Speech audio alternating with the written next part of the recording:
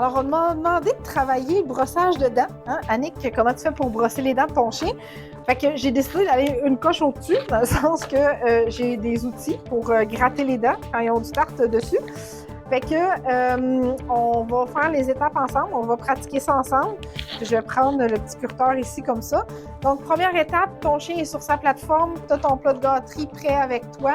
Et dans un idéal, tu as ton outil proche aussi avec du dentifrice. Okay? Donc, première étape, tu te dois d'apprendre à ton chien à se coucher sur le côté. Ça va être beaucoup plus facile pour travailler avec ton chien. Okay? Donc, tu peux pencher la gâterie comme ça pour qu'il se couche sur le côté. Mais là, Oreo connaît très bien la commande. Donc, down, down. L'autre côté. Parfait, excellent. Fait que, tu sais, l'objectif, c'est d'aller porter ta gâterie ici pour qu'il se couche comme ça. Okay? Donc, une fois qu'il est couché comme ça, sur le côté, tu récompenses.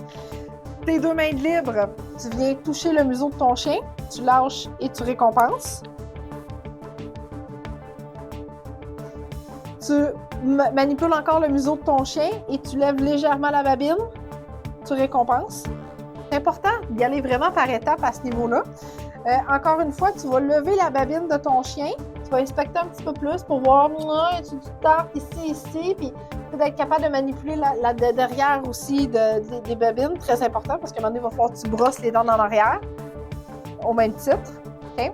Donc, une fois que ça va bien, tu attends que la tête se recouche, et là, tu manipules encore une fois le museau. Donc, tu vas lever ici, tu vas prendre ton objet pour que ton chien puisse le voir. Okay? Donc, tu lèves la babine, tu montes l'objet, tu puisses le voir, tu déposes tout, et tu récompenses encore.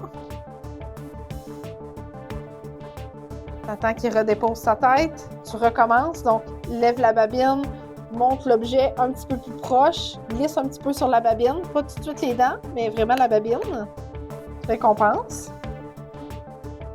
Tu attends qu'il se recouche la tête, tu recommences encore, donc tu lèves la babine, tu montes l'objet, et là tu déposes légèrement sur la dent, tu lâches tout et tu récompenses.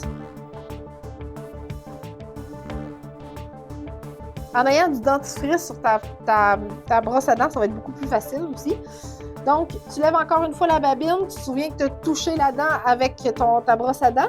Donc là, tu peux faire légèrement un petit bruit ici comme ça, sur sa dent, pour l'habituer. Tu lâches tout et tu récompenses. Tu attends qu'il se recouche sur le côté. Parfait. Et tu continues encore. Là, Oreo est essoufflé parce qu'on arrive de jouer. Fait que possiblement que ça va m'aider pour les dents en arrière. Fait que là, pour les dents en arrière, je ne veux pas cacher son œil, OK? Donc, je viens vraiment comme lever la babine en arrière pour qu'il voit que j'ai l'objet dans mes mains.